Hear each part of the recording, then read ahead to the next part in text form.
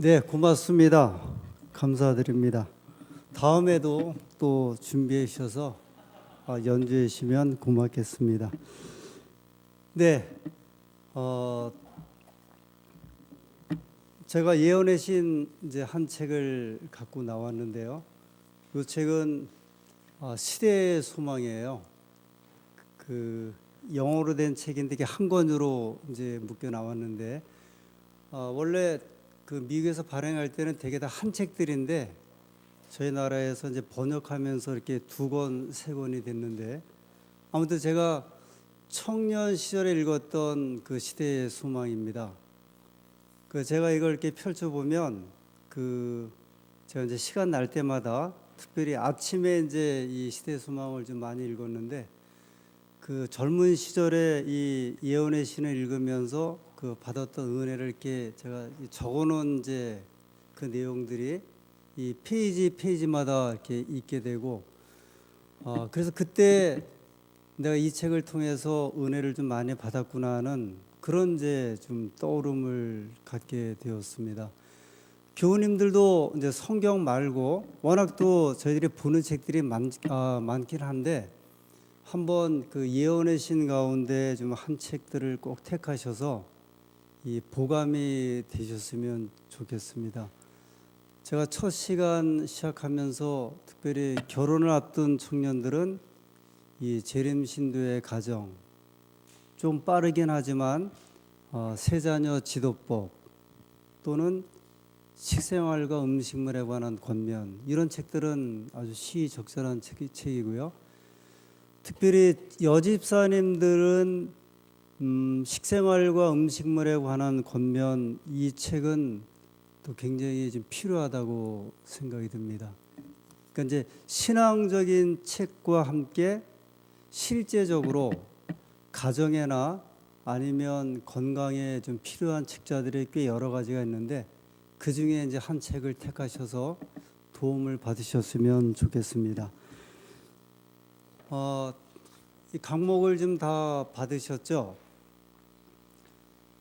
제가 이 그 화면을 좀 주로 쓰다가 그 화면은 그 시간이 지나면 그냥 사라져 버리는 것 같아서 그래도 그 이 시간을 듣고 공부를 하시면서 개인적으로 좀 남는 것이 있어야 될 것 같아서 이 강목을 좀 만들었습니다. 참고하셔서 제가 이제 오늘 나눠드린 강목은 아마 그 두 번에 걸쳐서 할 강목인데요. 잘 참고하셔서 보시면 좋겠습니다. 오늘은 예언의 신 연구 두 번째 시간입니다. 제 2장, 여기 좀 표기가 잘못됐는데요. 제 1장은 이제 서론에 관한 부분이었고요. 오늘은 제 2장, 예언의 신의 필요에 대해서 말씀을 함께 또 나누고 하나님께 주신 기별을 찾도록 하겠습니다. 사무엘상 9장 9절에 있는 말씀입니다.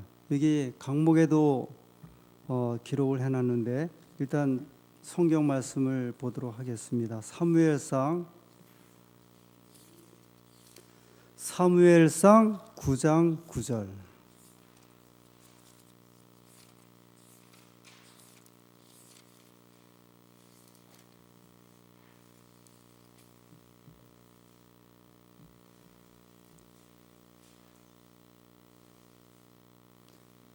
옛적 이스라엘에 사람이 하나님께 가서 물으려 하면 말하기를 선견자에게로 가자 하였으니 지금 선지자라 하는 자를 옛적에는 선견자라 일컬었더라. 이 사무엘상이 기록할 때로부터 옛날, 그러니까 지금부터 옛날이 아니고요. 이 사무엘상이 기록되었을 당시로부터 옛날에 그 옛날에 이런 말이 이제 있었나 봐요. 우리 하나님 앞에 좀 말씀을 좀 물으러 가자 그러면 누구한테 가자고요? 선견자 그렇게 이야기를 했습니다. 근데 이 선견자는 이 사무엘상을 기록할 때 그때로 말하면 선지자라 그렇게 이야기를 했습니다. 선견자란 말이 무슨 말일까요? 선견자. 선자가 먼저 선자죠. 견자는요. 볼견자. 이게 좀 재밌는 그 표현인데요. 그러니까 먼저 이제 본 사람. 그러니까 이제 분명히 이 말은 이제 예전에도 그 사무엘상을 기록한 이 당시 이전에 이 사무엘상은 이 말씀을 기록할 그 전에 그 이야기를 하면서 하나님의 말씀을 가지고 있는 사람이 있는데 그래서 이제 그 사람에게 가면 말씀을 들을 수 있는데 이 사람이 누구냐면 선견자다 이렇게 이야기를 했습니다. 우리식 표현인데요. 그러니까 먼저 보았다는 의미인데 아마 그 어떤 기별에 대해서 이제 먼저 들은 사람 또는 본 사람을 이제 선견자. 그런데 이 사무엘상이 기록할 때는 그 사람을 뭐라고 표현했냐면 선지자라 이렇게 표현했습니다. 선지자는 또 무슨 말일까요? 선지자. 역시 선자는 같은 이제 먼저 선자고요. 지는 알 지자죠. 그러니까 먼저 아는 사람인데 결국 이제 같은 이야기에 먼저 보았다, 먼저 이제 안다는 의미를 했을 적에 하나님의 말씀을 먼저 보았다 또는 먼저 알고 있는 사람. 그것이 이제 성경에서 우리에게 말하고 있는 이 선자에 대한 이야기를 우리에게 소개를 하고 있습니다. 저희는 지금 이 시대에 이 예언의 신의 기별 또는 예언의 선물이 어떻게 주어지게 되었는지를 이 성경적인 이 말씀을 통해서 그 배경을 좀 찾아 들어가는 일을 오늘부터 시작하도록 하겠습니다. 하나님께서 창세기에 아담 하와를 이제 창조하셨습니다. 그리고 6일 동안 모든 세상을 만드시면서 완전하게 이제 창조가 되었죠. 완전한 남편, 완전한 아내, 그리고 완전한 환경. 그래서 어느 분이 이렇게 표현을 하기를 아마 에덴 동산에 있을 때가 에덴 동산의 그 환경과 분위기가 아마 이 세상에 있는 그 모든 사람이 살고 있는 환경 가운데 가장 이 적합한 환경이지 않았을까 생각을 합니다. 무슨 이제 그 오염도 없고 사람이 하나님께서 이렇게 만드셨기 때문에 아주 가장 완전한 이런 형태로 이 만드신 그 사람도 이제 아주 완전하게 창조하셨고 환경적인 요소들도 아주 완전하게 창조하신 것으로 말씀을 합니다. 에덴 동산에서 두 제도를 하나님께서 만들어 주셨는데 이 첫 번째 제도가 안식일 제도죠. 이것은 일반적으로 시간의 성소라고 이야기를 합니다. 하나님께 충성함에 대한 이제 시간이에요. 그 시간의 그 거룩함을 하나님께서 이 창조 때 에덴 동산에서 두셨고 두 번째 또 하나의 제도는 가정제도예요. 이 가정제도는 공간의 성소라고 이야기를 합니다. 이게 굉장히 의미가 있는 제도인데요. 하나는 안식일은 시간의 거룩함에 대한 이제 의미가 포함되어 있고요. 가정제도는 이 공간의 이제 거룩함이죠. 그래서 이 안식일이 이제 하나님께서 이 안식이라고 하는 시간이 다른 시간에 의해서 이렇게 침해받지 않도록 하나님께서 구별해 두셨고, 그러니까 다른 시간이라는 이야기는 6일에 대한 어떤 생각이나 그런 계획들이 안식일의 시간 속에 들어가지 않도록 하신 거고요. 그러니까 시간적으로 이렇게 거룩하게 하셨고, 그 다음에 가정제도는 이 공간의 거룩함인데 이 가정이라는 제도는 아주 거룩한데 다른 것이 포함되지 않는 거룩한 장소예요. 이 공간적인 장소에 대한 의미를 하나님께 두셨고, 그래서 이 가정 공간만은 이제 하나님께서 사람들에게 허락하시면서 다른 것이 포함되지 않도록, 안식일이 하나님께 충성에 대한 표라고 하면 이 가정제도는 인간에 대한 충성을 이제 여기에 좀 포함할 수 있습니다. 남자는 여자에게, 여자는 아내에게. 그러니까 사람과 사람 간의 충성에 대한 의미를 이 가정제도를 통해서 보여주셨어요. 그래서 이 안식일과 그 가정제도는 어디에서 시작된 제도냐면 창조 때부터 에덴 동산에서 시작된 제도였고, 이 제도는 예수님 오실 때까지 끝까지 가져가야 할 대단히 중요한 제도를 우리에게 허락을 하셨습니다. 여기서 조금 더 발전하면 안식일이 이제 무너지면 이 거짓 예배의 영향을 받죠. 그리고 이제 진화론적인 영향을 받고 참 하나님이 들어올 수 없는 그러한 이제 형편이 되고요. 그다음에 가정이 만약에 이제 파괴되면 이제 우리가 말하는 이제 사생아들이 또 생겨날 수 있고요. 또 고아들, 그리고 사회가 무너지는 이제 결과를 가져오게 돼요. 이게 사실 그 창조 때부터 시작된 이 제도가 역사를 통해서 지금까지 내려오면서 대단히 중요한 제도임을 우리에게 이제 말씀을 하고 있습니다. 그 사실 오늘날 가정이 많이 있게, 요새는 가정이 깨지면은 아예 애들 자체가 그냥 고아가 돼버려요.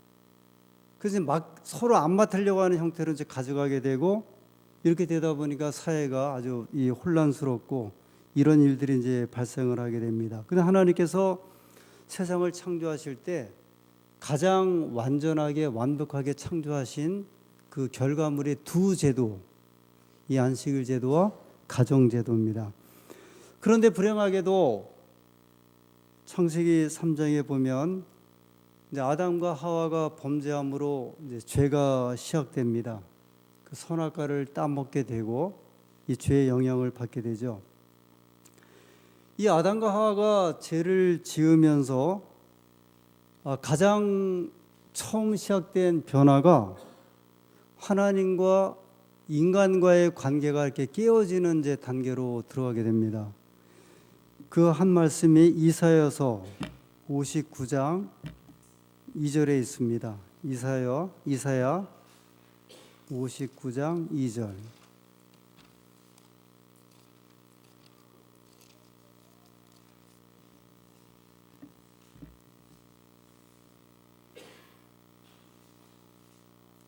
구약 성경 1038페이지 이사야서 59장 2절. 오직 너희 죄악이 너희와 너희 하나님 사이를 내었고 너희 죄가 그 얼굴을 가리워서 너희를 듣지 않으시게 함이니. 이 죄가 시작되면서 시작된 하나님과 사람 사이의 관계는 이렇게 성경은 표현하기를 너희와 너희 하나님 사이를 이렇게 내었다 이렇게 표현하거든요. 그러니까 사이가 난 거예요. 그러니까 간격이 생긴 거죠. 그러니까 이제 서로가 이제 구분이 생겼습니다. 그러니까 하나님과 인간과의 관계가 이 죄를 통해서 이제 깨어진 거죠. 이 이유로 먼저 이 사람들에게 이제 변화가 시작되는데, 그 첫 번째, 더 이상 하나님을 대면하여 이제 볼 수가 없게 됩니다. 이제 죄를 짓고 아담과 하와가 그 범죄하기 전에 하나님과의 이제 만남이 이제 자연스럽게 이루어질 있었는데, 죄를 짓고 나서는 이제 그런 관계가 이제 멀어지게 되죠. 아마 이 이유로 사람이, 그러니까 인간이 하나님을 이제 보게 되면 이제 죽는 이런 이제 일들이 이제 벌어지게 되고, 그래서 하나님께서 친히 사람들에게 이제 나타나지 못하시는 이런 이제 일이 생기게 됩니다. 훗날 모세가 시내산에서 이제 40일 동안 머물렀죠. 그 십계명을 받기 위해서 머물러서 이제 모세가 내려와서 이스라엘 백성들을 보았는데, 이스라엘 백성들이 모세에게 이렇게 이야기를 했잖아요. 당신의 얼굴을 수건으로 이렇게 좀 가려달라 이렇게 이야기를 해요. 그러니까 모세가 하나님하고 40일 동안 대면하고 있었거든요. 하나님께 허락을 하셨는데 그 하나님의 영광의 광채가 이제 누구에게 반사가 되었냐면 모세에게 이제 반사가 됐고, 그 반사된 얼굴을 가지고 모세가 백성들을 만났는데 하나님의 영광이 그 광채가 반사된 얼굴을 가지고 있는 모세 얼굴을 보고서 백성들이 뭐라고 소리 질렀냐면 우리가 죽겠으니 우리 얼굴을 좀 가려달라, 그렇게 이야기를 합니다. 그러니 만약에 사람이 하나님을 직접 이렇게 보게 되면 이제 다 이제 죽는 이제 일이 벌어지게 되죠. 아마 이 장면은 예수님 재림 때 벌어지게 될 것 같아요. 예수님 재림 때에는 이 땅에 있는 악인들이 불로 죽는 것이 아니고, 불로 죽는 것은 천년 후에 벌어지게 되는데, 예수님 재림 때는 아마 예수님께 재림하시면서 그 영광의 광채 때문에 악인들이 아마 다 죽음을 이제 당하게 되는 그런 일이 이제 벌어지게 될 것입니다. 이런 일들은요, 이제 죄로 인해서 사람에게 오게 되었습니다. 두 번째 사람에게 있는 그 변화는 이 선과 함께 악도 알게 되었습니다. 창세기 3장 22절의 말씀입니다.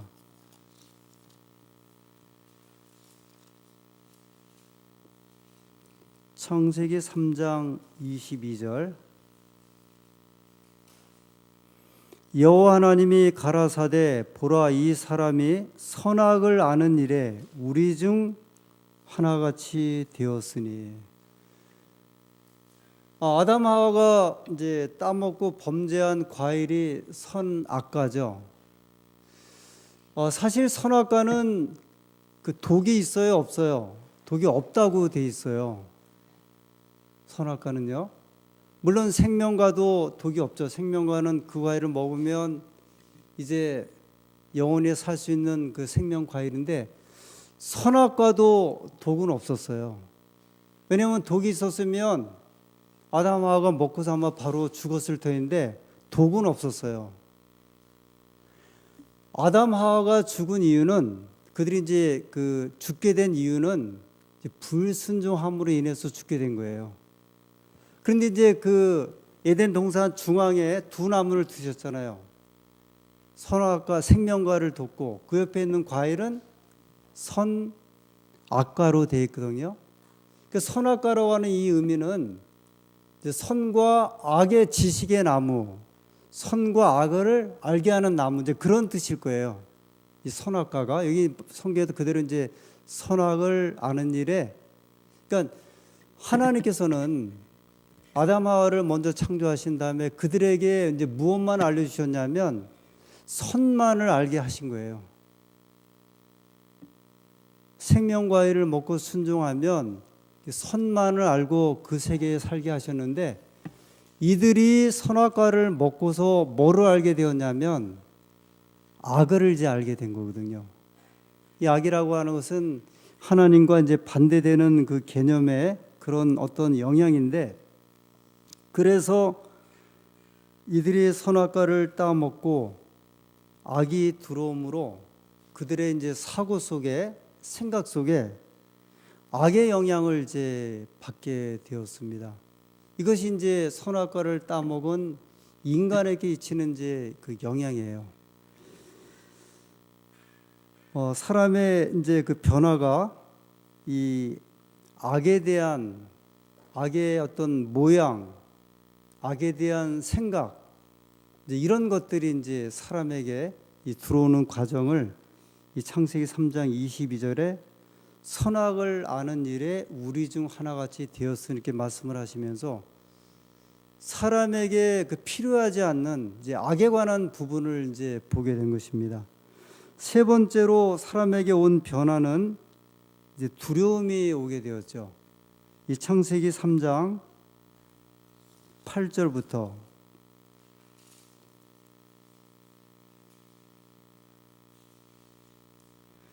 그들이 날이 서늘할 때 동산에 거니시는 여호와 하나님의 음성을 듣고 아담과 그 아내가 여호와 하나님의 낯을 피하여 동산 나무 사이에 숨은지라.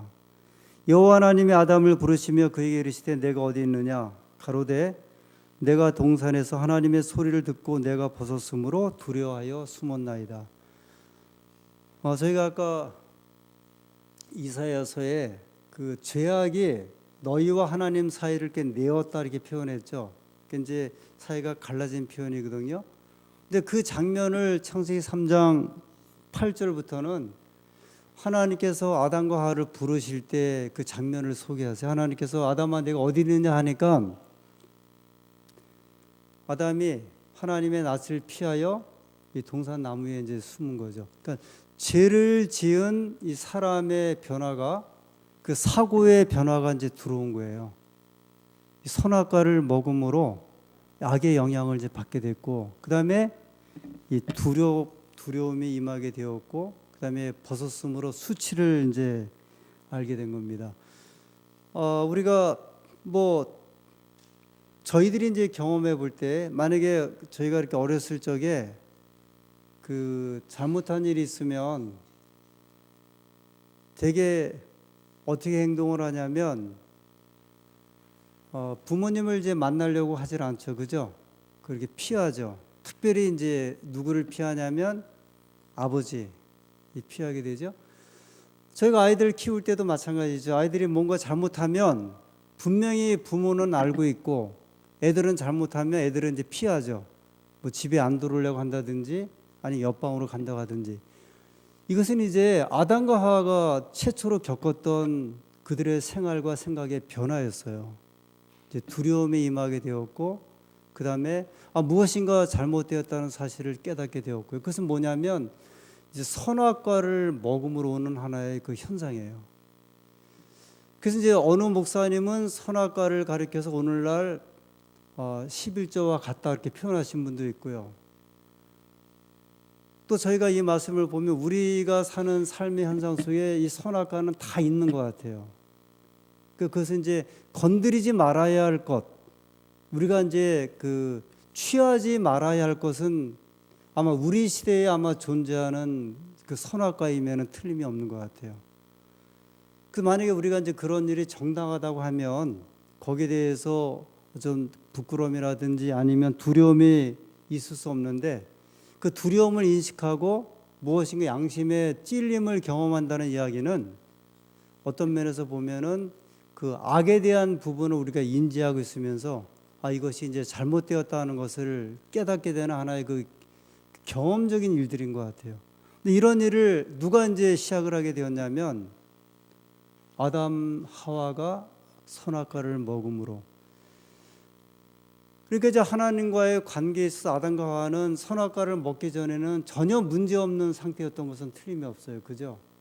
하나님을 대면하여 보는데도 문제가 없었고, 그 다음에 이제 하나님과의 어떤 그 만남에 있어서 두려움이 없었는데, 결국은 이 선악과를 먹음으로 이 현상이 오면서 이 인간의 어떤 그 생각의 구조, 물론 이제 결정적인 것은 뭐냐면 죽음이죠. 이런 것들이 이 아담과 하와에게 임하게 됩니다. 그 죽음의 권세 속으로 이제 결국은 이 아담이 들어가죠. 제가 오늘 이제 이렇게 불현듯 제가 요 앞에 있는 광덕공원을 이렇게 오후에 거닐면서 좀 생각을 했는데, 이제 광덕공원을 이렇게 잘 만들어 놨어요. 뭐 벤치도 만들어 놓고 나무도 심어 놓고, 그 사람들이 이제 거기를 이렇게 잘 왔다 갔다 하고 또 앉아 쉬기도 하고 그러거든요. 근데 만약에 근데 그곳에 화장장이 들어서 있다고 한번 생각을 해보세요. 바로 저 앞에 화장장이, 저희 화장터가 들어섰다고 하면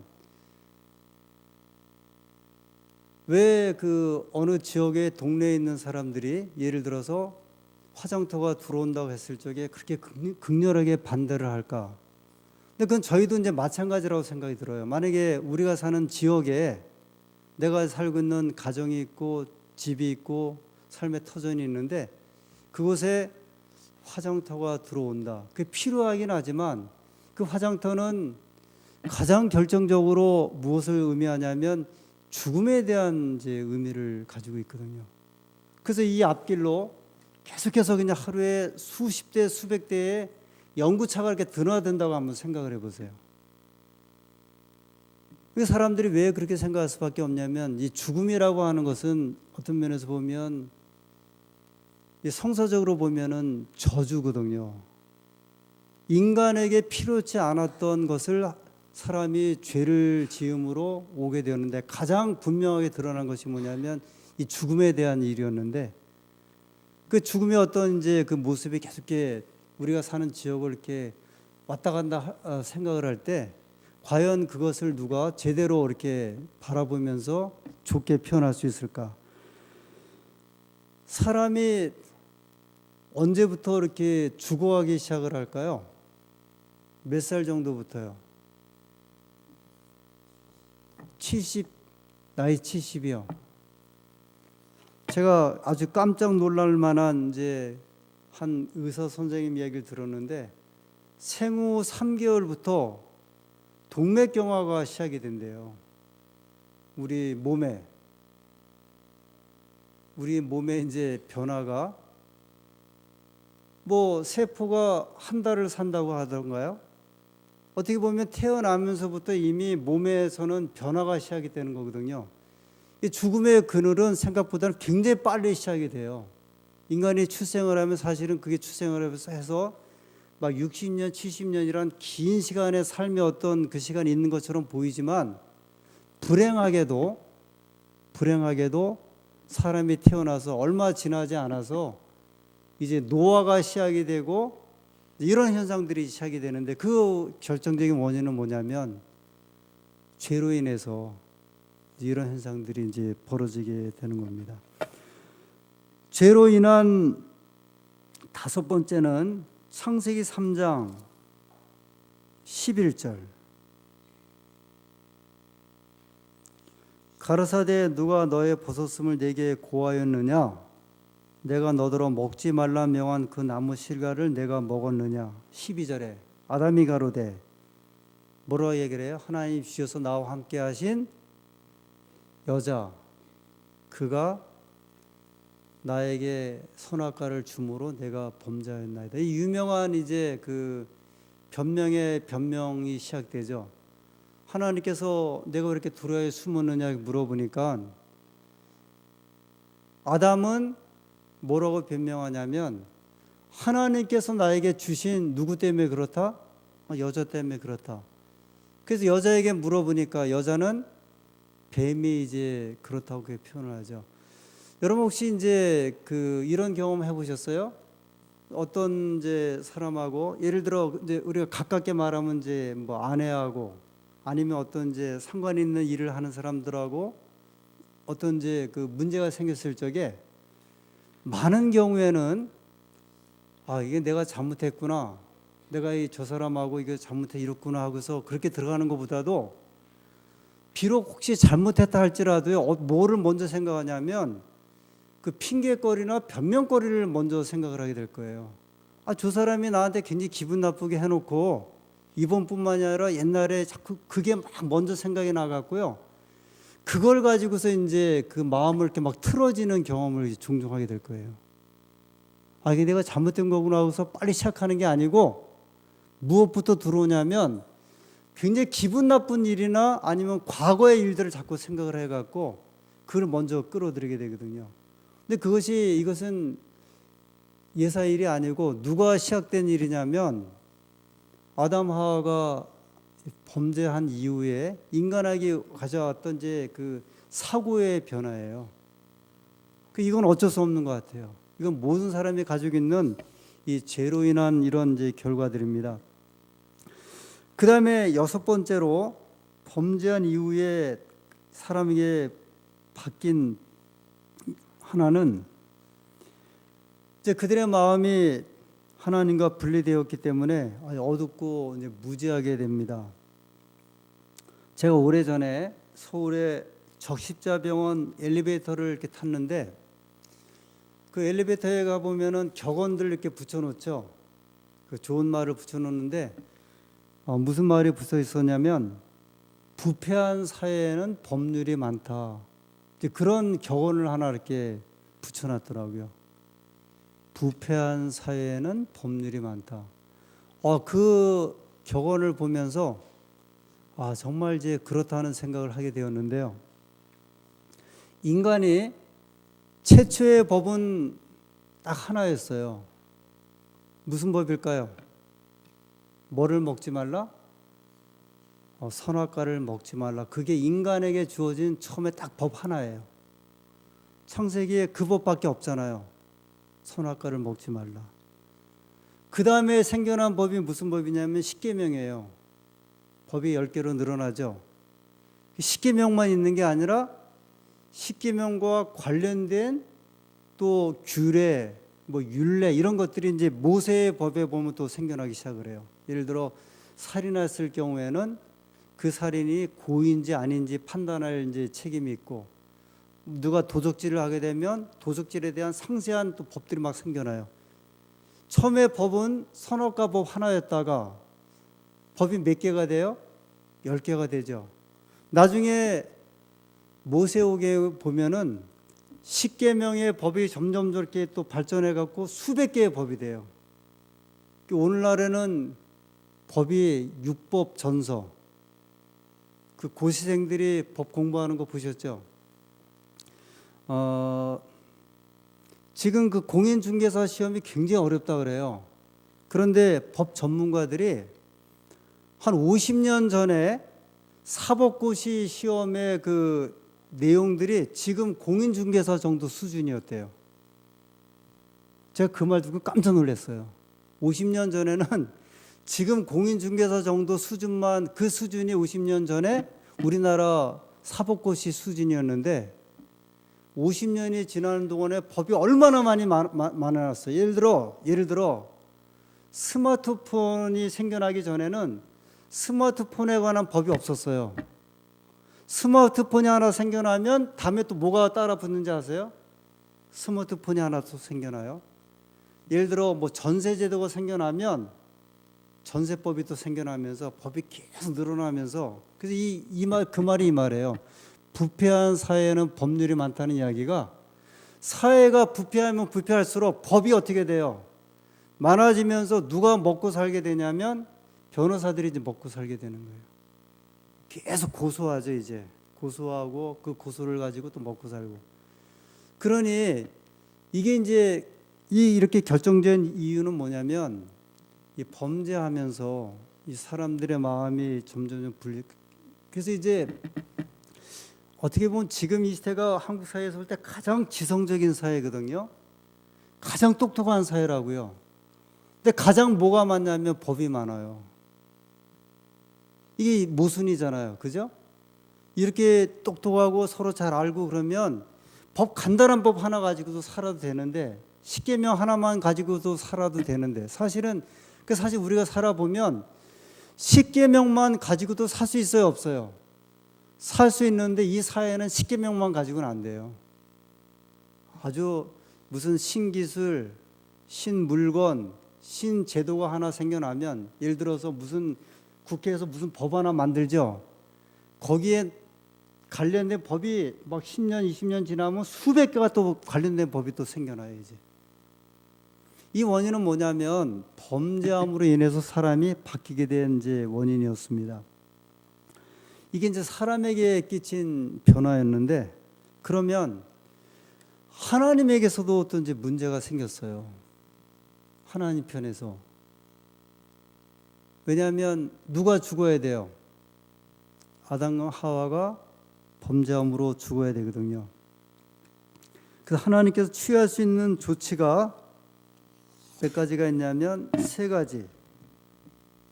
여기 좀 볼까요? B. 1번 하나님께서 취할 수 있는 조치. 첫 번째가 뭐죠? 법대로 처리해서 이제 인간을 죽게 하는 거. 왜냐하면 하나님께서 선악과를 먹으면 죽으리라 했기 때문에 일종의 이제 즉결 심판, 이제 그런 조치가 있을 수 있고요. 두 번째는 하나님의 법을 폐지하고 사람들이 택한 반역의 길을 가도록 이제 방치하는 거죠. 그래, 그러면 너희 뜻대로 알아서 살아라 하고서 그냥 이제 버려두는 거죠. 버려두는 방법이에요. 세 번째는 다시는 죄를 짓지 못하는 이제 자유 없는 존재로 이제 만들어 버리는 거죠. 그러니까 마치 로봇 같이 이제 그렇게 살게 하는 이제 그런 방법입니다. 하나님께서 그래서 이제 회복하게 하는 일이 이제 필요하셨어요.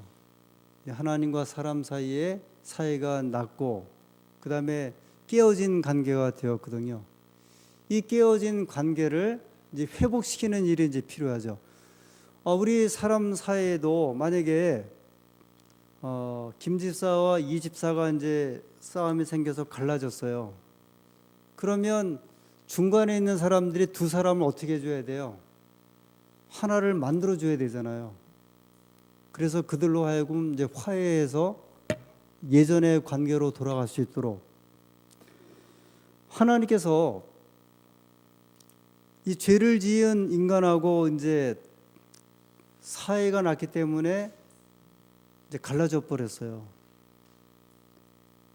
왜냐하면 사람은 하나님을 더 이상 직접 대면해 볼 수도 없고 이제 깨어진 관계로 바뀌었거든요.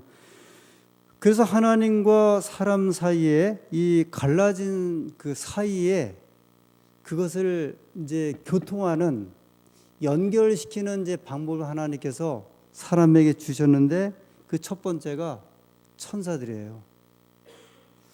히브리서 1장 14절의 말씀입니다. 히브리서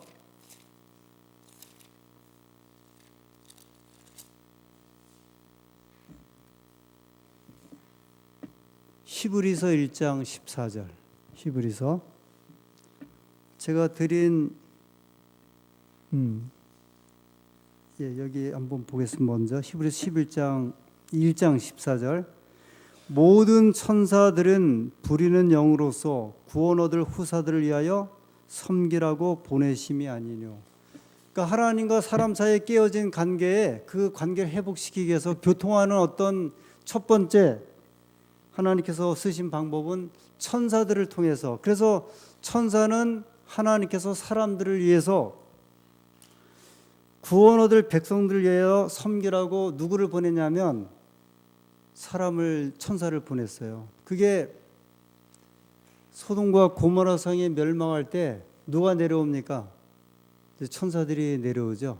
천사들이 내려와 이 창세기 19장에 나오는 이야기죠.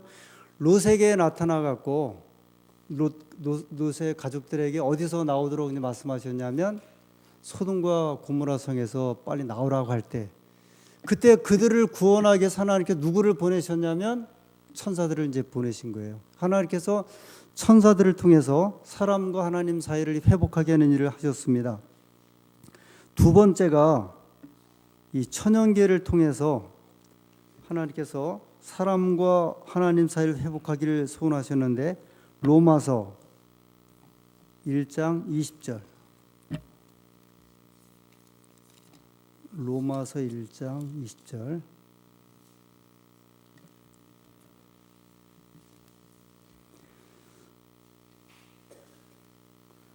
창세로부터 그의 보이지 아니하는 것들 곧 그의 영원하신 능력과 신성이 그 만드신 만물에 분명히 보여 알게 되나니 그러므로 저희가 핑계치 못할지니라. 하나님께서 창세로부터 하나님께서 그의 보이지 아니하시는 하나님의 능력, 신성 이런 것들을 그 만드신 만물에 분명히 보여서 알게 하셨다 이렇게 말씀하셨어요. 이 만드신 만물은 이제 우리가 이제 교회식으로 표현하면 천연계 또는 자연계에 하나님께서 사람들로 하여금 하나님을 볼 수 있도록 하셨다. 그래서 이 천연계는 또는 자연계는 제2의 성경이라고 이야기를 합니다. 저희가 갖고 있는 이제 제 첫 번째 이제 성경 하나님 말씀이 우리가 가진 이 성경책이고 두 번째 성경책이 이 천연계라고 말씀하셨어요. 그 두 번째 성경책이 왜 이 천연계라고 말씀하셨을까? 지금 봄이 되어서 저희가 앞에 이제 광덕산에 올라가면 벌써 진달래꽃이 이제 아주 그냥 환하게 폈습니다.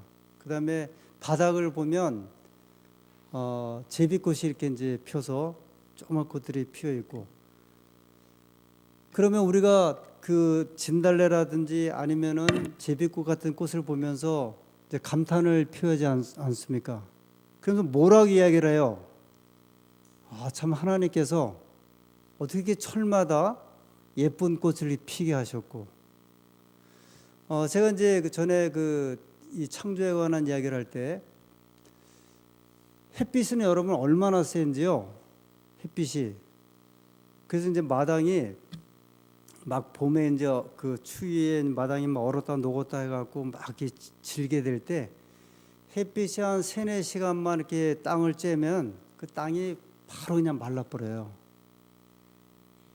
그런데 여러분 꽃잎들은요, 아무리 햇빛이 강하게 내리쳐도 그 연하디 연한 그 꽃잎이 타는 거 보셨어요? 그 정말 그 신기한 거예요. 그 꽃잎이 얼마나 그 연약해요. 이렇게 손으로 이렇게 문지르면 바로 문지러지는 꽃잎이 아무리 뜨거운 태양이 그 꽃잎에 햇빛을 쬐어진다 할지라도, 그래서 우리가 그걸 뭐라 표현하냐, 참 하나님께서 얼마나 이렇게 아주 신기하게 이 꽃들을 만드셨고 또 살아가게 하셨을까. 여러분 그 겨울에 아주 그 이파리 다 떨어지고 아주 삭막한 나무가 서 있는데, 이제 봄이 되면 특별히 바람이 어느 때 많이 부냐면 봄이 되면 이제 바람이 많이 불죠. 물론 태풍 칠 때 말고요. 근데 왜 이렇게 바람이 겨울에서 봄으로 올 때 바람이 이렇게 세게 많이 부는지 아세요? 왜 그럴 것 같아요? 이 식물학자들이 말하는데 그 바람이 나무들을 깨우는 거래요. 그 이야기를 듣고 보면요, 그렇게 그 겨울에서 봄으로 넘어갈 때 그렇게 바람이 세차게 불면 나무를 흔드는데, 우리가 보기에는 그냥 바람 부는 것 같은데 식물학자들이 볼 때는 바람이 나무를 깨워갖고 이제 뭐를 이제 알리게 하는 거냐면 봄을 알리게 하는 신호라고 이야기를 하더라고요. 그래서 하나님께서 사람과 하나님 사이 깨어진 관계예요. 이거 회복을 하셔야 되는데 사람과 하나님 사이 직접 만날 수 없기 때문에 첫 번째 천사들을 통해서, 두 번째는 제2의 성경이라고 하는 이 천연계를 통해서. 그래서 이제 새를 연구하는 사람들은 새를 연구함을 통해서 정말 하나님께서 이 만물을 이끄시는 것, 우리가 이제 그런 이야기 많이 하거든요. 어떻게 이 새에 관해 연구한 분들 이야기를 들어보면 새가 이동하는 이 모습, 예를 들어서 저 북쪽에서 남쪽에 내려와서 이렇게 새끼를 새가 치면 어떤 새들은요, 어미들이 먼저 다 날아가 버린대요, 북쪽으로. 그 다음에 이제 그 새끼들이 더 커갖고서 어느 정도 일정한 시점이 지나면 새끼들이 또 북쪽으로 간대요. 근데 어미하고 새끼들이 함께 가는 건 이해가 된다는 거예요. 왜냐면 어미들은 왔다 갔다 했기 때문에 아무튼 간에 가는데, 새끼들은 한 번도 안 가본 데를 어미가 살고 있는 지역으로 다시 이렇게 날아간다 이야기를 하더라고요. 그래서 이제 그 새를 연구하는 사람들은 도대체 새에 무슨 능력이 있어서, 제가 이제 새에 관한 이야기 하는 중에 아주 인상 깊은 사람이 누구냐면 원병호라고 하는 교수님인데, 이분이 경희대학교 그 생물학자인데요. 이분이 새 연구가예요. 이 원병호라고 하는 분이 평양 분이거든요. 근데 아버지도 새학자예요.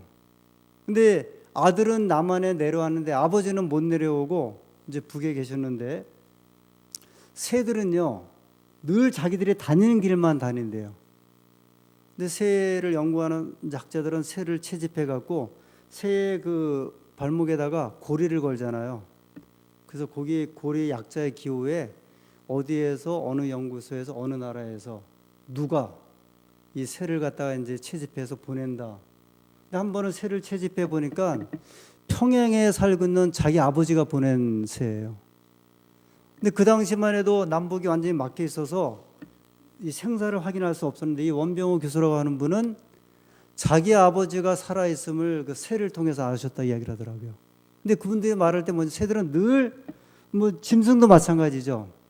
짐승도 늘 같은 길만 가는데, 새들도 신기하게 철새들도요, 자기의 가는 길만 가는데, 그런 능력들을, 그런 미물들이 어떻게 주었을까? 하나님께서 이제 그 기이한 것을 통해서 누구를 발견하도록 말씀하셨냐면, 하나님을 발견하도록. 조금 더 할게요. 오늘 제가 여기까지 좀 해야 될 것 같아서요. 세 번째는 하나님께서는 사람에게 꿈을 통해서 이제 말씀을 합니다. 사무엘상 28장 6절에 사울이 여호와께 묻자오되 여호와께서 꿈으로도 우림으로도 선자로도 그에게 대답지 아니하셨다. 성경에 꿈을 통해서 하나님의 기별을 들은 대표적인 사람이 있죠. 구약에 유명한 꿈쟁이 요셉, 다니엘도 있고요. 요셉 같은 경우는 정말 꿈을 통해서 하나님께서 주시는 계시를 이해했던 사람이에요. 그래서 하나님께서 우리에게 이제 이 꿈을 통해서 기별을 주시고, 느부갓네살 같은 경우도 꿈을 통해서 이 세상의 장래에 대한 그 꿈을 이제 어떤 그 계시를 받지 않습니까? 네 번째 성령과 개인이고요. 다섯 번째가 성육신하신 하나님. 마지막으로 여섯 번째 선지자들이에요. 아모스 3장 7절에 있는 말씀 읽고 이제 일단 오늘 여기에서 정리를 하도록 하겠습니다. 구약 성경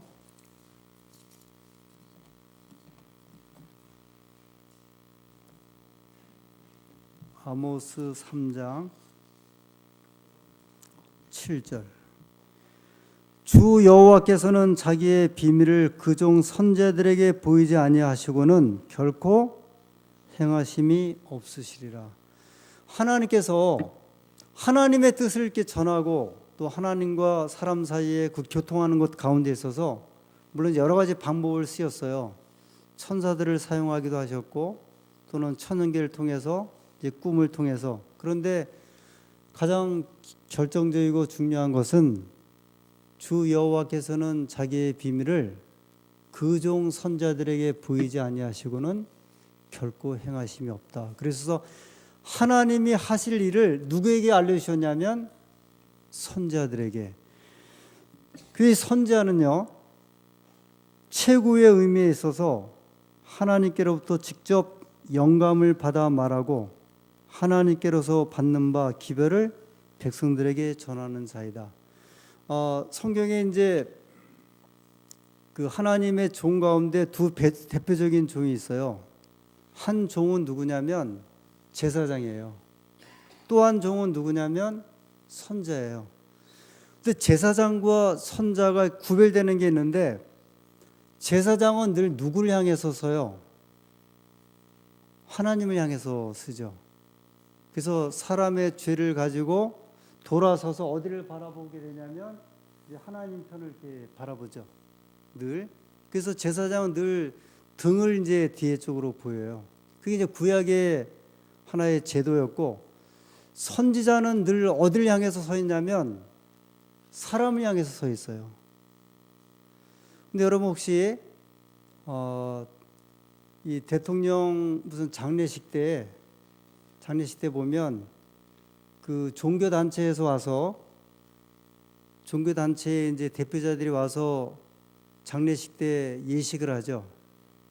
그때 어떤 사람들은 등을 돌려서 저 죽은 사람을 쳐다보는 사람이 있고, 어떤 사람은 사람을 향해서 서 있는 종교 대표자가 있어요. 자, 죽은 이를 향해서 쳐다보는 대표자는 누구예요? 그게 종교 의식을 집전하는 사람들, 불교의 스님들은 누굴 쳐다보고 의식을 하는지 아세요? 죽은 이예요. 이게 굉장히 중요한 얘기예요. 그 불교의 종교는 죽은 이를 위한 종교라고 볼 수 있어요. 또 누가 그러는지 아세요? 가톨릭에서 신부들이 와서 죽은 일 위해서 미사를 할 때, 장례식을 집전할 때 사람을 보고 하는 게 아니라 누굴 보고 하는지 아세요? 그 죽은 자의 종교예요. 그 향을 막 이렇게 뿌리면서. 근데 누구는요, 개신교를 대표하는, 하나님을 대표하는 그 기독교의 대표적 목사들은 누굴 향해서 기별을 전해요?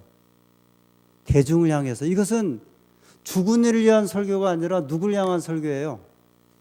살아있는 사람들 향한 설교예요. 장례식도 마찬가지거든요. 장례식 우리가 하는 이유는 죽은 사람을 위한 것이 아니고 산 사람을 위한 거거든요. 선지자는 어딜 향해서 섰냐면, 이미 구약의 제사장은 그 제도가 이미 다 끝났어요. 어떤 면에서 보면요. 선지자는 누굴 향하여 서 있는 사람이냐면 백성들을 향하여 서 있는 사람이고, 백성들을 위한 기별이에요. 그래서 하나님께서 하나님의 기별을 누구에게 위탁을 하셨냐면, 가장 직접적으로는 선자에게 기별을 주셔서 그 선자가 누굴 향하여 기별을 표현할 수 있도록 백성들을 향하여. 그것이 오늘 하나님께서 우리에게 주신 예언의 신 또는 선지자, 예언의 선물에 대한 의미를 하나님께서 하나님과 사람 사이에 이제 사이가 났을 때, 이게 끊어진 관계를 회복시킬 때 하나님의 기별을 부탁하고 그 기별을 전하게 하신 하나님의 종은 성경에 선자로 우리에게 소개를 하고 있습니다. 이 선지자가 이 성경으로부터 우리 시대에 이르기까지 어떻게 계속적으로 기별을 받아서 전달하게 되었는지 다음 시간에 계속하도록 하고 오늘 여기서 마치겠습니다.